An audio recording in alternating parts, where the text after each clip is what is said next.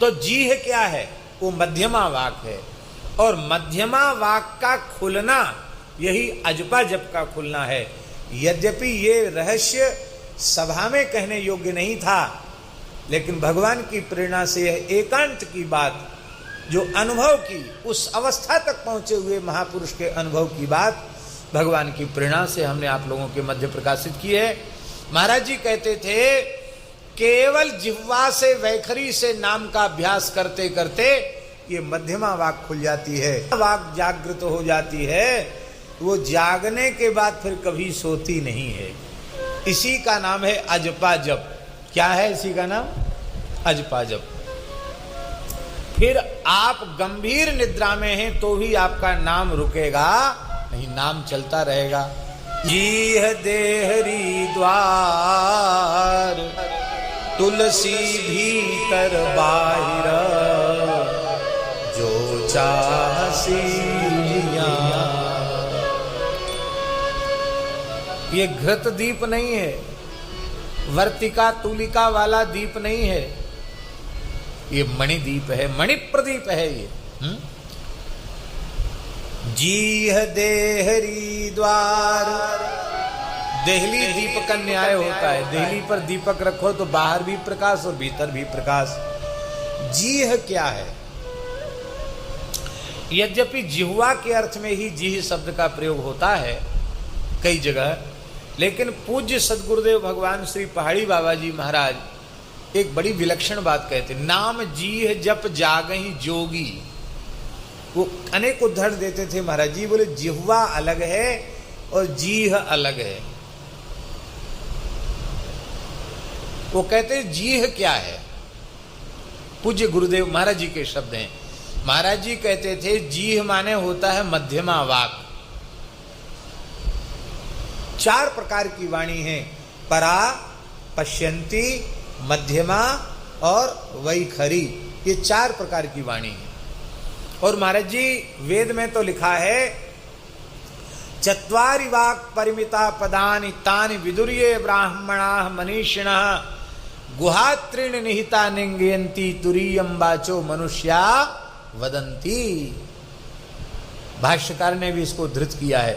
इसका अर्थ है 4 प्रकार की वाणी है, परा, पश्यंती, मध्यमा, वैखरी। 3 प्रकार की वाणी गुहा में निविष्ट है और अनुभव में नहीं आती है। तुरीयम वाचो मनुष्या वदंती, वैखरी वाणी में ही हम सबका व्यवहार चलता है, किंतु जो उन भीतर गुहा में छिपी हुई तीनों वाणियों का अनुभव करते हैं, तएव मनीषिणः, वे ही मनीषी हैं, तएव ब्राह्मणाः, वे ही ब्राह्मण हैं, वे ही मनीषी हैं, ऐसा उन्होंने कहा है, भगवान वेद ने कहा है। तो जीह क्या है? वो मध्यमा वाक है, और मध्यमा वाक का खुलना यही अजपा जप का खुलना है। यद्यपि ये रहस्य सभा में कहने योग्य नहीं था, लेकिन भगवान की प्रेरणा से यह एकांत की बात, जो अनुभव की, उस अवस्था तक पहुंचे हुए महापुरुष के अनुभव की बात भगवान की प्रेरणा से हमने आप लोगों के मध्य प्रकाशित की है। महाराज जी कहते थे, केवल जिह्वा से, वैखरी से नाम का अभ्यास करते करते ये मध्यमा वाक खुल जाती है। और ये जीह क्या है? भीतर एक छोटी जीव होती ना, लटकती सी, इतनी छोटी होती टेंटुआ में। तो महाराज जी कहते थे कि वो जब अजपा खुल जाता तो जीव हमेशा हिलने लग जाती अपने आप ही।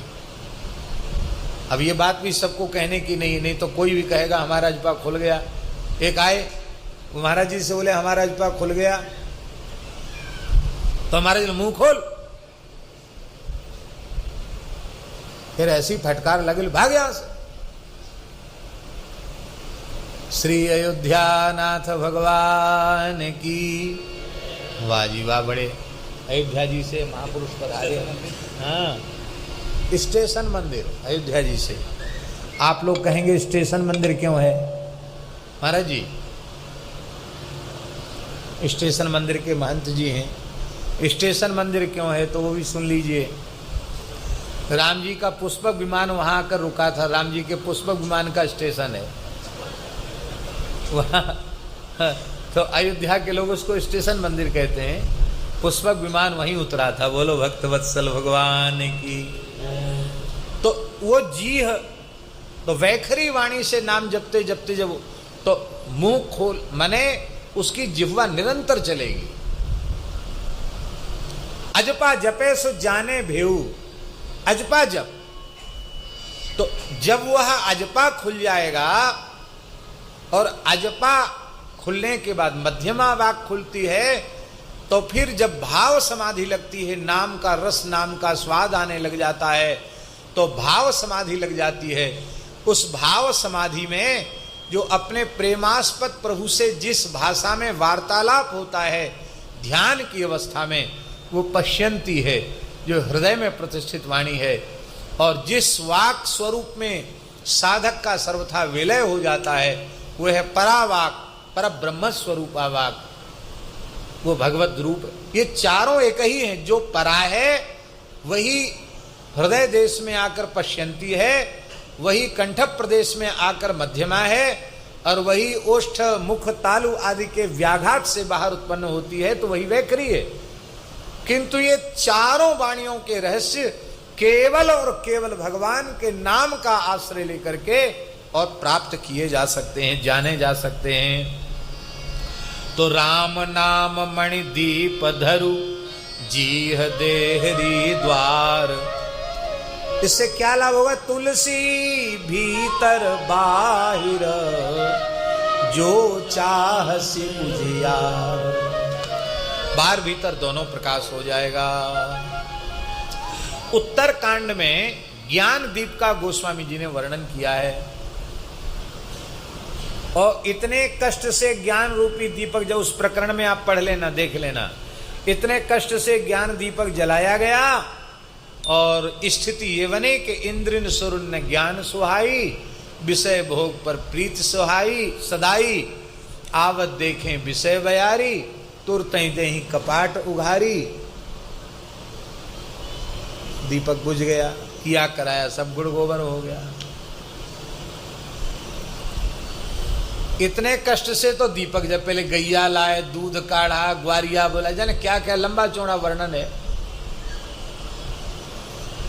और उसमें भी ये भय बना रहा, निरापद साधन नहीं हुआ। तो अंत में उसी प्रकरण में गोस्वामी जी ने कहा,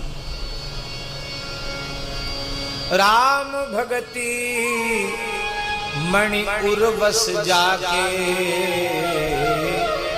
दुख लवलेश न सपने ताके। अब महाराज जी एक वाक्यता करनी पड़ेगी। उत्तरकांड में राम नाम भक्ति को मणि कहा जा रहा है, भक्ति को तात भक्ति, क्या है, क्या चौपाई बोली थी, बोलो ना। हाँ, तात भगति मणि उर्वश जाके दुख लवले, राम भगति मणि उर्वश जाके दुख लवलेश न सपने उता के। तो भक्ति को मणि कहा, और यहाँ राम नाम को मणि कहा।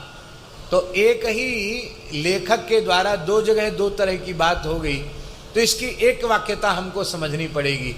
इसका मतलब है राम नाम महामणि ही भक्ति रूपी प्रदीप है, नाम ही भक्ति है, और नाम ही वह महामणि है जो कभी बुझता नहीं है।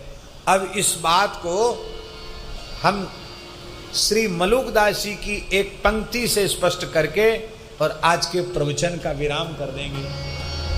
केवल उतना ही अंश बोलेंगे, हम पूरा नहीं बोलेंगे। आप सोचो कि घबराओ, आप पूरा नहीं बोलेंगे, हम बस उतना ही बोल करके और समाप्त कर देंगे। श्री वृंदावन बिहारी लाल की जय जय श्री राधे। मलुकदास जी की एक 12 खड़ी है, जिसके बारे में प्रसिद्ध है कि वो उनकी 6ठे वर्ष की आयु की रचना है। ऐसा सुनने में आता है उनके चरित्र में कि वे 5 वर्ष की अवस्था पूरी हो गई, 6ठे वर्ष में लगे, तो उनके पिताजी ने अक्षर ज्ञान के लिए उनको पाठशाला में भेजा। तो पाटी पूजन होके उनको 12 खड़ी लिख दी गई, और गुरुजी ने कहा अभ्यास करो। तो एक एक अक्षर के ऊपर उन्होंने एक एक छंद लिख दिया। तो उनके जो पढ़ाने वाले अध्यापक थे उन्होंने लंबी दंडोत की, बोले तो कोई तत्वज्ञानी संत हैं, इनको हम नहीं पढ़ा सकते, इनको तो ले जाओ। उनके चरित्र में तो लिखा है कि औलिया फकीर पढ़े पढ़ाए आते हैं, इसलिए औलिया फकीर हैं, पढ़े पढ़ाए आए हैं, इनको पढ़ने की जरूरत नहीं। और वो इतना अद्भुत है।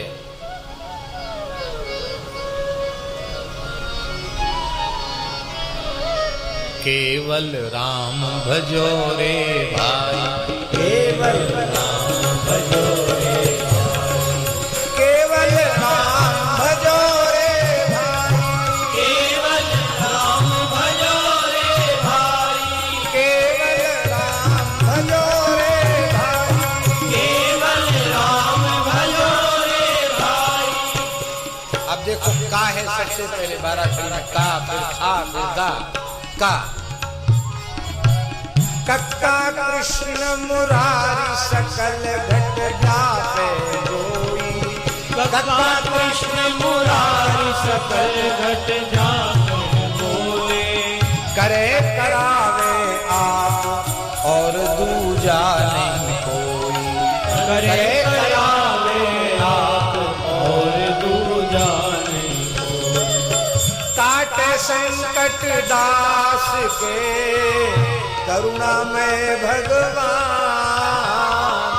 काटे संकट दास के करुणा में भगवान। काम क्रोध मद लोभ में कूड़े सो अभिमान, हाँ काम क्रोध मद लोभ में कूड़े सो अभिमान।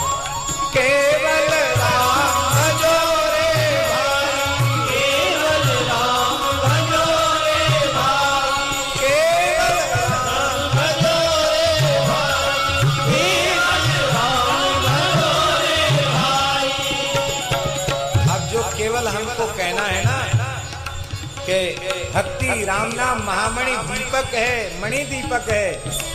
वो ना हवा का प्रभाव होगा ना पानी का प्रभाव होगा, बस उस बात की पुष्टि कर रहे हैं। गा का खा गा। गग्गा गुरु दीक्षा दई, अमृत ज्ञान पिलाई, गग्गा गुरु दीक्षा दई, अमृत ज्ञान पिलाई। गहरे सागर ढूंढ सीप जिया ले आई, हाँ गहरे सागर ढूंढ सीप जिया ले आई। ज्ञान की चिन्हगी गुरु दई, सिख दई सुलगाई। ज्ञान की चिन्हगी गुरु दई, सिख दई सुलगाई। कितनों बरसे जल गगन अब ना बुताई, हाँ कितनों बरसे जल गगन तब ना बुताई। केवल राम भजो रे भाई, केवल राम भजो रे भाई, केवल राम भजो रे भाई, केवल राम भजो रे भाई, केवल राम भजो रे भाई, केवल राम भजो रे भाई। कितनों बरसे जल गगन तबहू ना बुताई। और यही है, रुई का दीपक घी का दीपक हो जाएगा तो बुझ जाएगा हवा के झोंके से, पानी से, लेकिन मणि प्रदीप होगा तो कितनों बरसे जल गगन कबहू ना बुताई। और ऐसा राम नाम महामणि ही भक्ति है, कृष्ण नाम महामणि ही भक्ति है। यहाँ श्री सनातन गोस्वामी जी भजन कर रहे थे आदित्य टीला पर, एक ब्राह्मण आ गया, उसको शंकर जी ने पारसमणि दे दी थी, कहा था इतने साल रहेगा बाद में तुम्हारे पास से चला जाएगा। तो उसने सोचा चलो किसी महात्मा को दे दें, दान का पुण्य भी मिल जाएगा, महात्मा से दीक्षा ले लेंगे। तो सनातन गोस्वामी जी के पास है, बोले महाराज हमारे पास बहुत दुर्लभ चीज़ है, आप ले लो दीक्षा दे। बोले लेन देन वाली दीक्षा हमारे यहाँ नहीं होती है, अरे शंकर जी ने तुमको भेजा तो ऐसा करो कि पहले जो चीज़ तुम लाए हो ना उसको जमुना जी में पधरा दो, फेंक दो उसको, बाद में स्नान करके आओ, क्योंकि तुम उसको छूकर अशुद्ध हो गए हो। और स्नान करके आया तो उन्होंने भगवान नाम का, हरि नाम का उपदेश कर दिया। हरे कृष्ण कृष्ण कृष्ण हरे हरे, हरे राम राम राम हरे हरे। बोले बस इससे बड़ी मणि और कोई दूसरी नहीं। अरे बोले महाराज आपने तो बड़ा घाटा कर दिया, बताओ कहाँ कितनी दुर्लभ मणि थी, कुछ उपयोग कर लेते तो अच्छा होता। अब बताओ आपने जमुना जी में हमारी मणि भी हाथ से उठा लाओ जमुना जी में से। कहाँ से लावे महाराज, बहुत गहरा जल है। उसको विश्वास नहीं, उसको लगता था कि नाम क्या है, मणि तो मणि है। तब आपने कहा कि यमुना जी के पुलिन की कहीं से भी एक मुट्ठी रज लेके आओ। एक मुट्ठी वह व्यक्ति रज लेके आया और कहा कि इस रज के किसी भी एक कण को लोहे से स्पर्श कराओ। स्पर्श कराती सोना हो गया। बोले संपूर्ण वृंदावन की भूमि चिंतामणिमयी है, पारसमयी है, क्या तुम पागल उसमें पड़े हो। श्री राधा नाम, श्री कृष्ण नाम से बढ़कर कोई महामणि नहीं है। अब उस व्यक्ति को बोध हो गया और श्री सनातन गोस्वामी जी के चरण पकड़ लिए।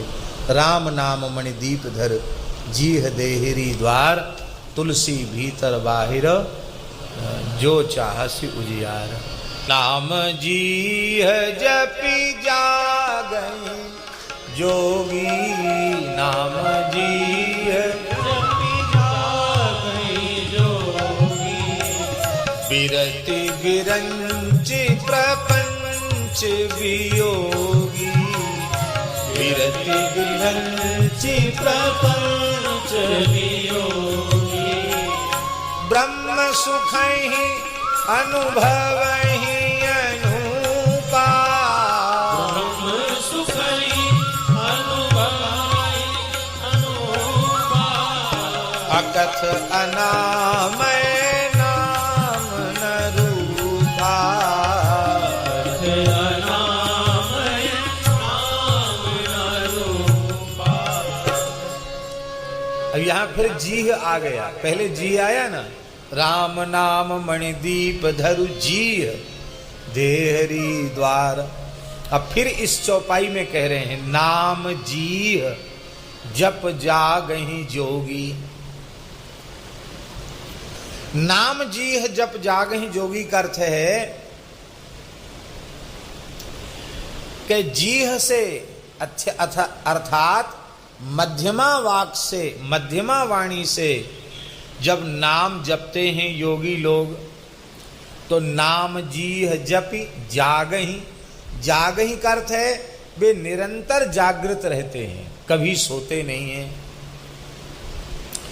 आप लोग कहेंगे कि ऐसा तो कोई मनुष्य मिलना ही मुश्किल है जो कभी सोए नहीं, सदा जागृत रहे, ऐसा मनुष्य मिलना कठिन है। हाँ, बिल्कुल पागल हो जाए, दिमाग फैल हो जाए तो कहते हैं कि पागल को नींद नहीं आती है। पागलों का इलाज किया जाता तो उनको भी इंजेक्शन दे करके ज़बरदस्ती सुलाने का प्रयास करते हैं कि कैसे भी ये सो जाएं तो उनका पागलपन कुछ कम हो जाए। पागलों को सोने की दवाई दी जाती है, सोना तो बहुत जरूरी है। ये जागना क्या है? नाम जीह जपि जागहि, वैखरी वाणी से निरंतर भगवान नाम का अनन्य निष्ठा पूर्वक जप करते करते जब जीह अर्थात मध्यमा वाक जागृत हो जाती है, वो जागने के बाद फिर कभी सोती नहीं है। इसी का नाम है अजपा जप। क्या है इसी का नाम? अजपा जप।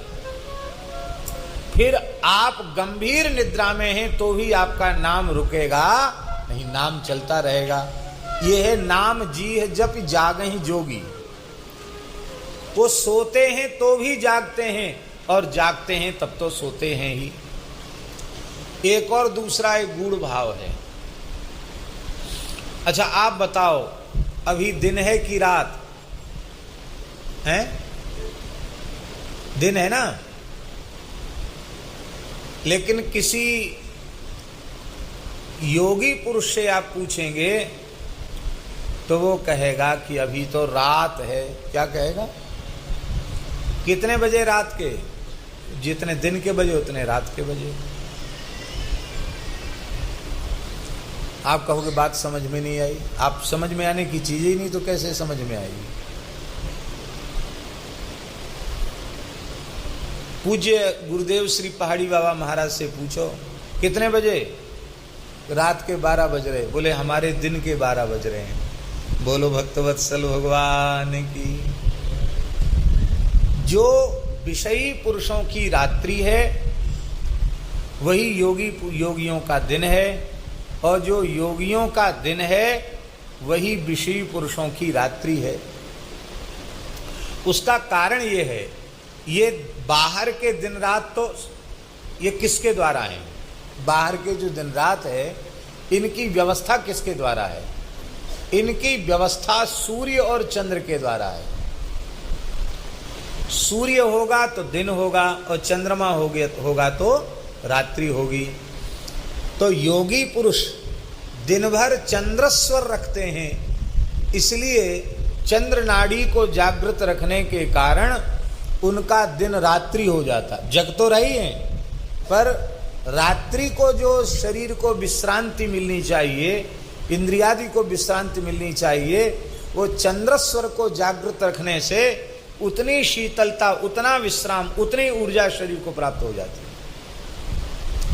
और संपूर्ण रात्रि को वे सूर्यस्वर को जागृत रखते हैं, अपनी पिंगला नाड़ी को जागृत रखते हैं। इड़ा, पिंगला, सुषुम्ना ये 3 नाड़ियां प्रधान हैं। तो रात्रि को सूर्य नाड़ी को जागृत रखने के कारण उनको जागहि जोगी। इसी को श्रीमद् भगवद गीता में भगवान श्री कृष्ण ने कहा, या निशा सर्वभूतानाम तस्याम जागृति संयमी। यही है संयमी का अर्थ। एक अर्थ ये भी है। तो जब अजपा खुल जाता है, नाम खुल जाता है, मध्यमा वाक खुल जाती है, अपने आप शरीर के सारे चक्र, सारी नाड़ियां शोधित हो जाती हैं, तो स्वाभाविक रूप से दिन में चंद्रस्वर और रात्रि में सूर्यस्वर चलने लग जाता है। तो वे हमेशा जागृत ही माने जाते हैं, वो कभी सोए हुए माने जाते नहीं हैं। तो आप कहेंगे कि इस प्रकार से नाम जपते जपते जब मध्यमा वाक से नाम उच्चरित होने लग जाता है, अजपा आरंभ हो जाता है, और फिर वह नाम शुरू होने के बाद फिर कभी बंद होता नहीं है, वो निरंतर चलता है नाम। रोम रोम से नाम उच्चरित होता है, रोम रोम हर ठौर से भाई, ररंकार धुन होई सदाई। जब निरंतर भगवान का नाम चलने लग जाता है तब क्या होता है? बोले राम सिया सबके पितु मान, हर दम सन्मुख करे दिखाई, हर दम सन्मुख करे दिखाई। फिर निरंतर आराध्य का दर्शन होता रहता है। लेकिन इस प्रकार का जो नाम जप है, नाम जी जप जागहि जोगी, ये जो नाम जप है, इस नाम जप का दिव्य फल क्या है? बोले इस नाम जप का दिव्य फल भगवद अनुराग तो है ही, उसमें तो कोई संदेह है ही नहीं। सबसे बड़ा लाभ यह है कि ब्रह्मा जी के बनाए हुए इस जगत प्रपंच से उन महानुभावों का पूर्ण वैराग्य हो जाता है। बिरति बिरंची प्रपंच वियोगी, अर्थात उनका शरीर संसार से पूर्ण वैराग्य हो जाता है। देखो, वैराग्य और अनुराग, इसके संबंध में हम लोगों को ठीक से समझ लेना चाहिए। शरीर संसार में जितने अंश में हमारा राग होगा, उतने ही अंश में हम भगवत प्रेम से वंचित हो जाएंगे। इसलिए शरीर संसार का सर्वथा राग समाप्त हो जाए किसी को, तो भगवान की संपूर्ण प्रीति उसको प्राप्त हो जाएगी, प्रतिक्षण वर्धमाना प्रीति उसे प्राप्त हो जाएगी, रसरूपा प्रेम लक्षणा भक्ति उसको प्राप्त हो जाएगी।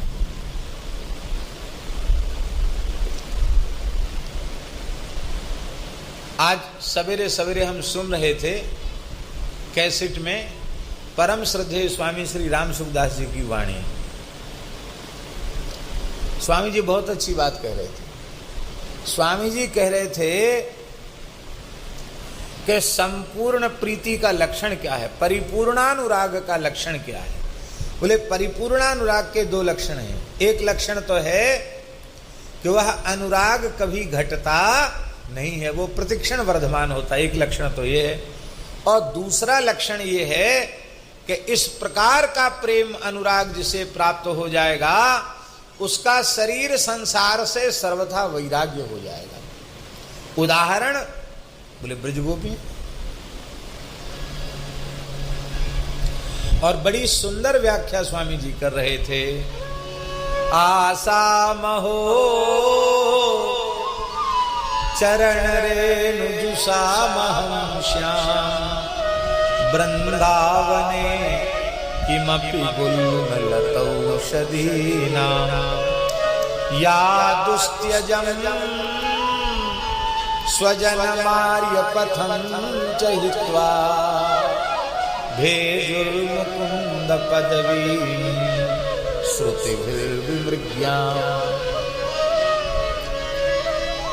आपका शरीर संसार के प्रति राग है तो संसार के व्यवहार व्यापार संपर्क संबंध को आप बनाए रखने में अपनी संपूर्ण शक्ति लगा देंगे, उसको तोड़ना नहीं चाहेंगे। भैया संसार में रहना, संसार से ही संबंध तोड़ के कहाँ जाएंगे। और पारलौकिक भोगों में रुचि है तो आप वैसा ही करेंगे जिससे मरने के बाद भी स्वर्गादि लोक उत्तम लोक प्राप्त हों, अनंत सुख प्राप्त हो, यही तो करेंगे कि नहीं करेंगे। पर गोपियां स्वजनों का भी त्याग कर दिया उन्होंने। और आर्यपथ का फल है स्वर्गादि लोकों की प्राप्ति, उसका भी त्याग कर दिया। अरे कोई हमसे कहे कि ये कैसी कुल बधुएं हैं जो नंद के लाला के प्रति इतना अनुराग रखती हैं और ये तो गलत रास्ता है और इससे तो नरकों में जाना पड़ेगा। अरे भैया वो स्वर्ग जिसको चाहिए हो और नरक से जिसको भय हो उसको ये बात सुनाओ। हमको न नरक से भय है न स्वर्ग की हमारे मन में इच्छा है। तो स्वजन मार्य पथन चहित्वा, स्वामी जी ने कहा कि लोक वेद का त्याग ये संपूर्ण वैराग्य का प्रतीक है। परिपूर्ण वैराग्य है गोपियों के हृदय में, परिपूर्ण वैराग्य है शरीर संसार से, इसलिए संपूर्ण अनुराग है श्री कृष्ण के चरण कमल में। तो साधन क्या है? शरीर संसार से पूर्ण वैराग्य हो जाए और भगवान के चरण कमलों में प्रतिक्षण वर्धमान प्रेम हो जाए। इसका साधन क्या है? इसका साधन है नाम जी जपि जागहि योगी परमारथी प्रपंच वियो विरति विरंच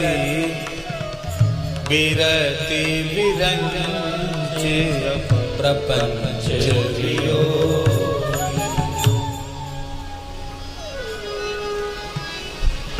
जब विरति विरंच प्रपंच वियोगी ब्रह्मा के बनाए हुए प्रपंच से शरीर संसार से जब पूर्ण वैराग्य हो जाएगा उसके बाद ही भगवत सुख ब्रह्म सुख ब्रह्मानंद परमानंद भगवदानंद कब प्राप्त होगा? जब शरीर संसार से पूर्ण वैराग्य हो जाएगा तब ब्रह्म सुख ही अनुभव ही अनुपा अनुपम ब्रह्म सुख का अनुभव करने लग जाते हैं। वो ब्रह्म सुख कैसा है बताओ कुछ, कैसा है? बोले अकथ, अकथ है। अकथ माने वाणी का विषय नहीं है, वाणी से उसका निर्वचन नहीं किया जा सकता है। और अनामय,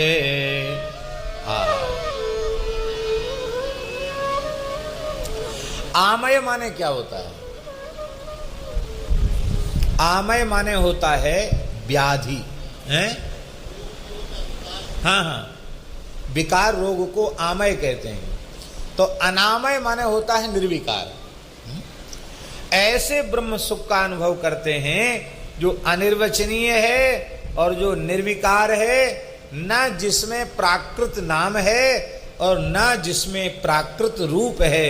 नाम भी है तो वह सच्चिदानंद है और रूप भी है तो वह सच्चिदानंद ही है।